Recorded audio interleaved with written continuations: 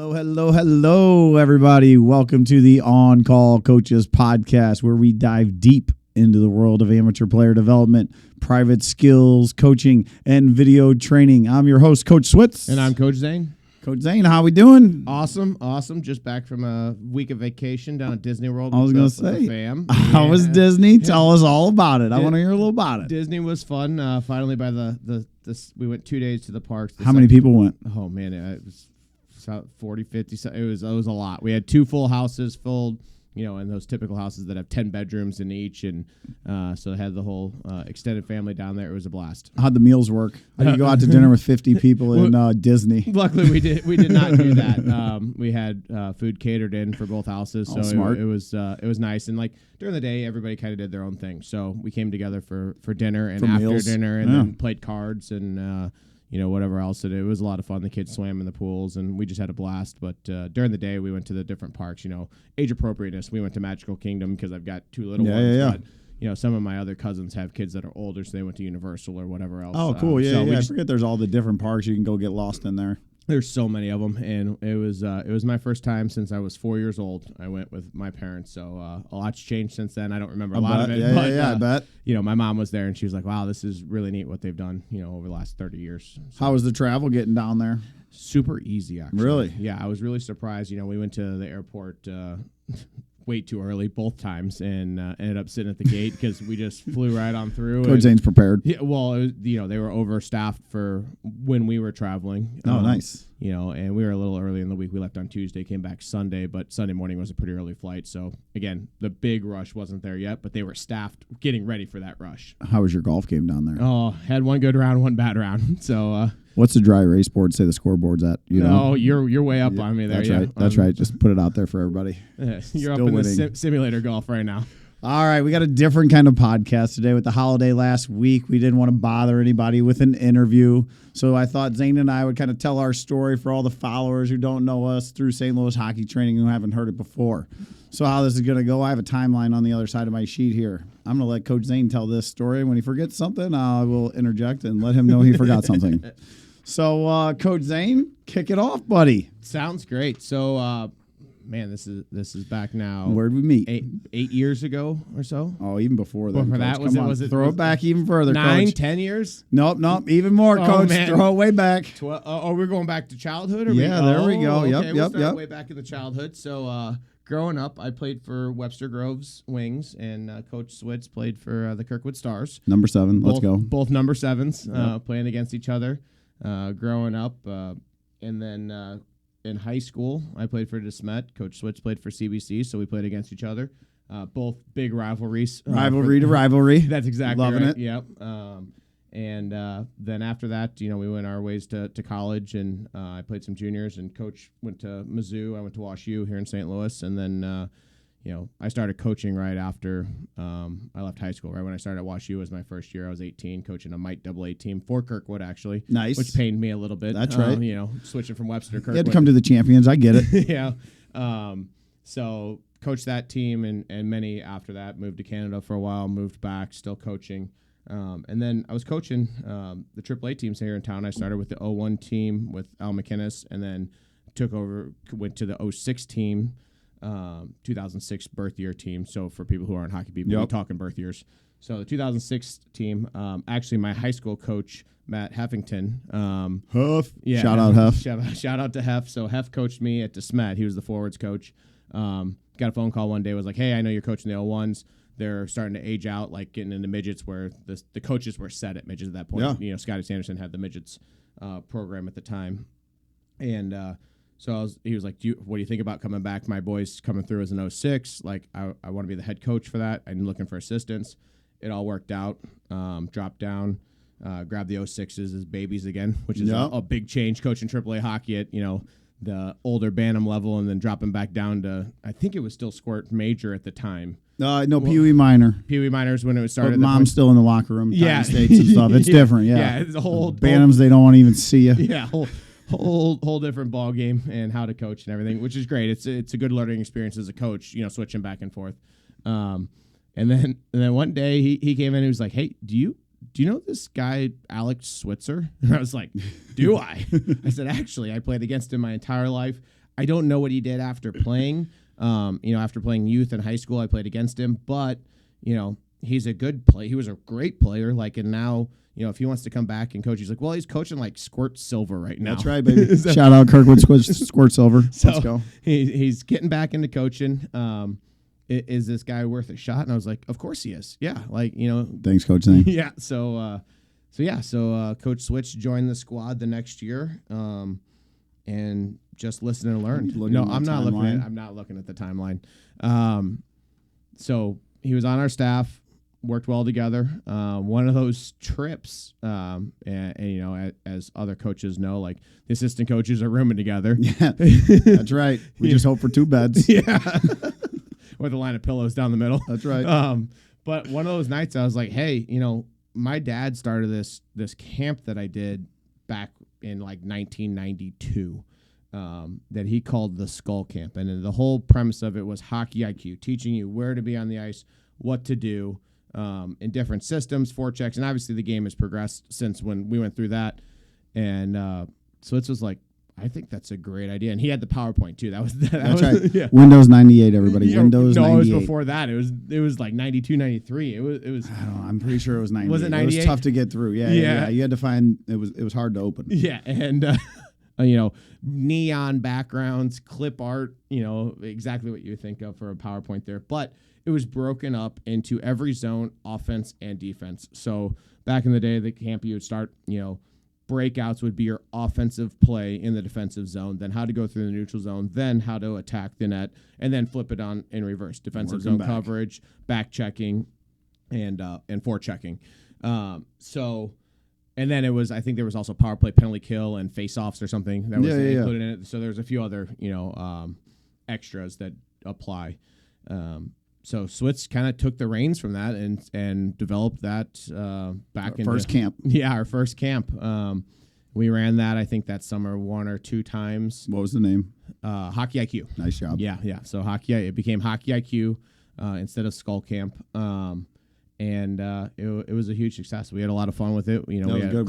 Work well together. Yeah, classroom session and then on the ice together, and just teaching kids the game of hockey, not the skills of hockey, but the game, the chess match of hockey, and positioning and how to read different offensive and defensive strategies, power plays, penalty kills, whatever that may be.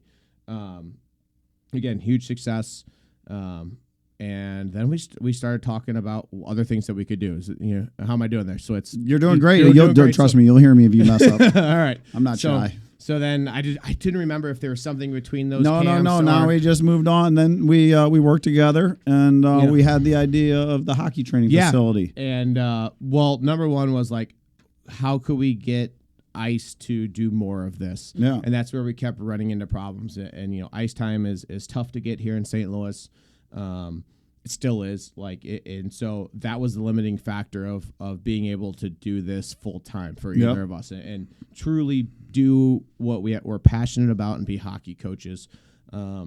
So we looked at other options. The skating treadmill was an easy one because we had both been on it here in was it Acceleration was the name of the company here. Core. Yep. So we had been on the skating treadmill, but we also remembered how miserable that skating treadmill was. Because it was also paired with plyometrics. Remember that? You do 30 minutes on the treadmill. It was a workout. It wasn't really for teaching skating. That's exactly right. It was used just to grind you. Yeah. And then afterwards it was thank you very much for working hard. Now go do plyometrics out on the floor. It's going to be real fun. Jumping over boxes and tape lines and everything else. So we had to figure out how to sister that. So we started looking at the synthetic ice option and trying out all the different models that we could and getting our hands on.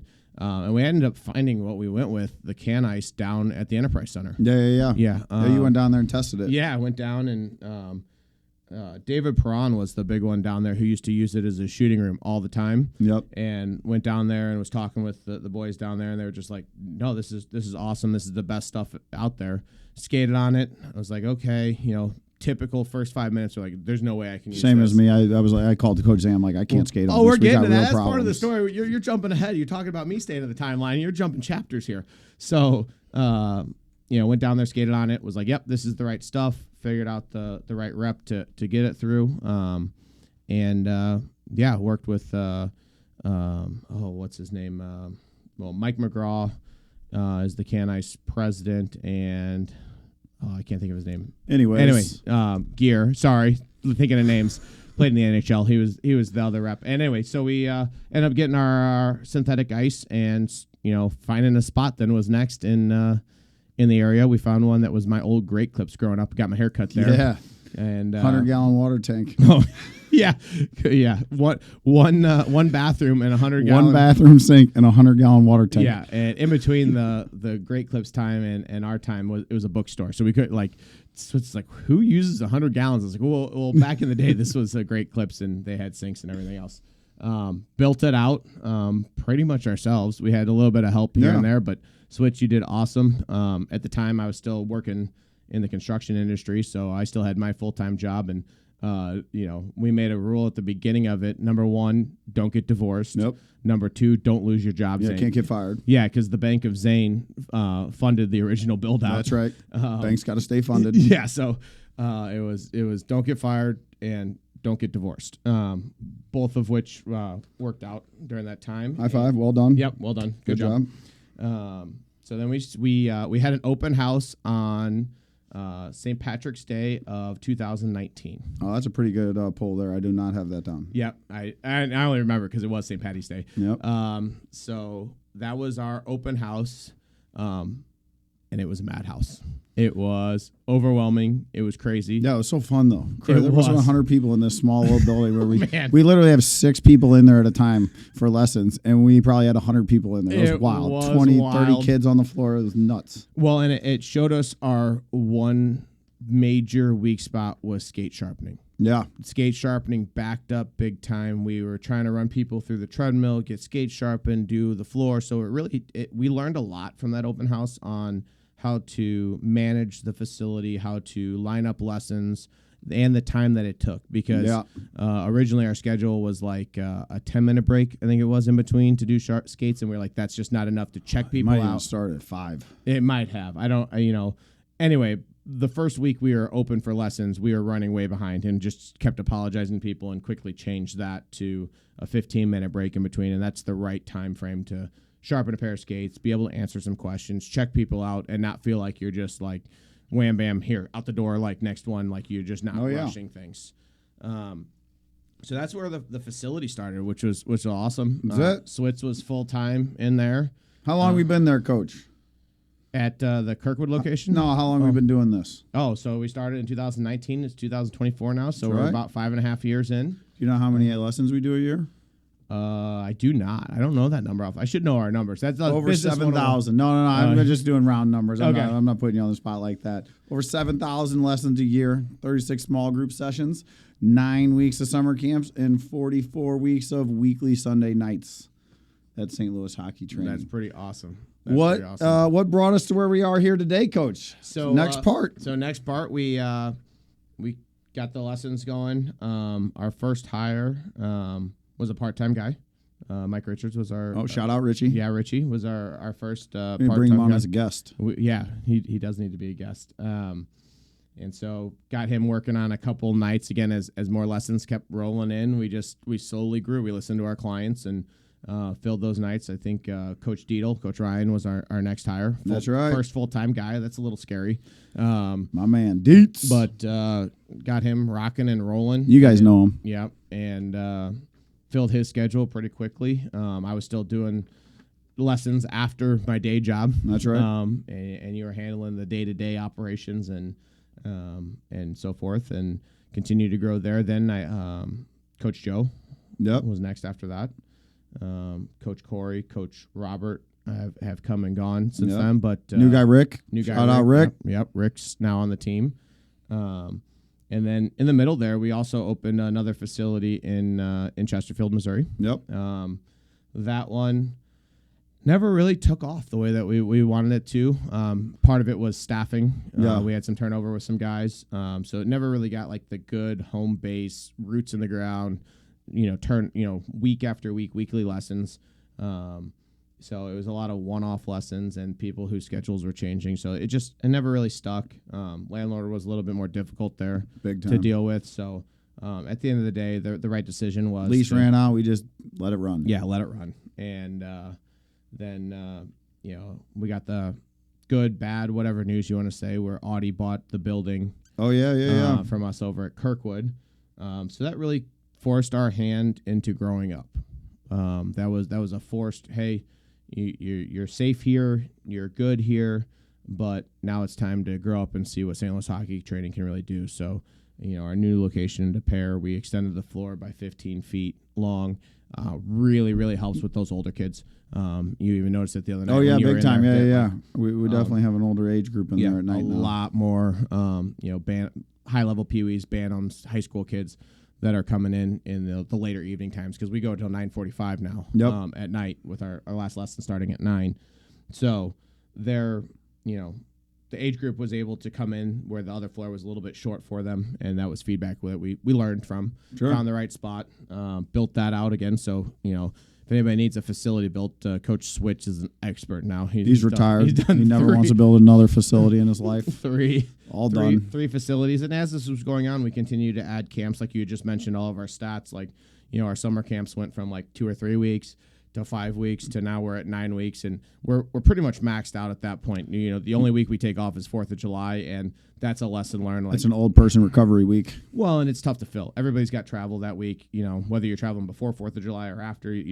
Something's always going on 4th of July week for the families, and so it was also just a tough week to fill and a good recovery week for us. It splits the summer in half. There's normally 4 weeks before, 5 weeks after, or vice versa. So it's a good kind of halftime break. To rest and relax, and then get back to it for the back end of the summer season, because those are definitely the grinds are the summer season. 5 hours on the ice every day in skates, bringing your A game every day.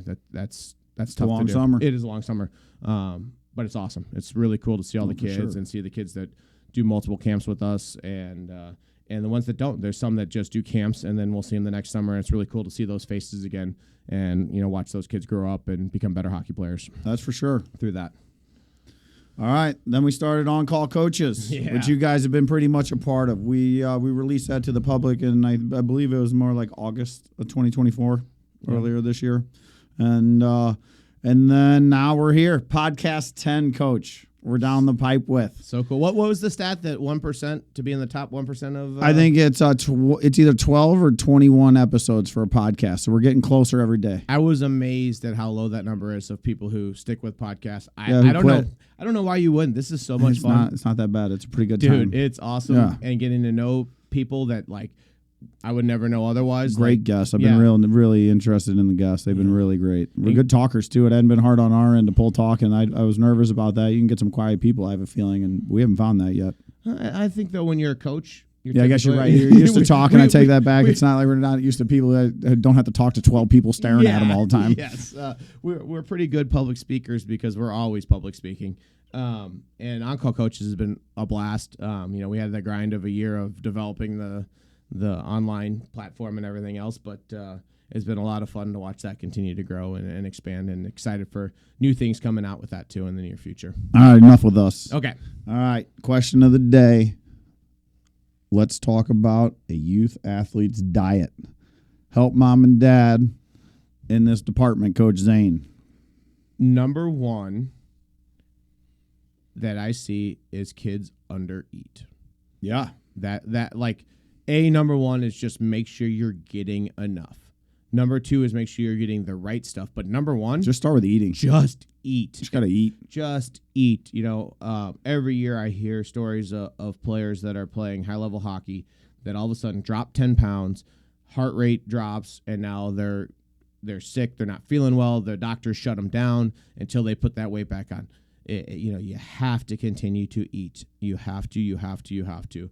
Whatever you think you should eat a little bit more. And, I know that. Double it. Yeah. Just double it. Yeah. I hear you telling people that all the time. And then the second thing is just make sure you're eating the right things, like breakfast, eggs, bacon, sausage, like getting that protein in your body that your body needs. You're a hockey player. You can burn off the bacon, I promise you. No problem with it. just protein. Well, and I'm a big proponent of eggs, and you hear me in the facility always harping on the kids because it's something they can make. You can make them in the microwave. You can learn how to cook them on a stove. They're good, hard boiled. Like they're so versatile. You can bring them on the go, and they're just packed with protein, and they're filling, and they're good for you, full of nutrients and stuff. And they're a superfood. There's so much in those. If you're not eating 5 or 6 eggs a day as a youth athlete, I think you're missing out on an opportunity there. Yeah, no, I agree with that. And, a lot of them, my kids and are guilty of it too, turn into cereals or waffles or things like that. I'm like, no, guys, we got to have some bacon or sausage or eggs and things like that. Like we've got chickens in our backyard, so we have eggs coming out of our ears. So sometimes I feel like Bubba Gump of like, how can I make eggs a different way? How do I mix an egg into this? Yeah, like just trying to get them out of the fridge, just keep them going. Especially in the summertime, but eating those eggs and even us as older athletes, like we still have to protect our bodies because we're on the ice too, and so I make sure I eat a ton of eggs and protein. Now, my last advice usually for parents is you're usually pretty safe if you stay to the outside of the grocery store. You stay out of those aisles, you're pretty good. If you stay with the whole foods, the veggies, the fruits, the meats, the milks, and the cheeses. You're usually pretty safe there. I heard you say that a couple years ago, and I've used it 100 times since then. I give you credit most of the time. Nice, but when people ask what to eat, shop the exterior of the grocery store, and you're pretty much safe. Yeah.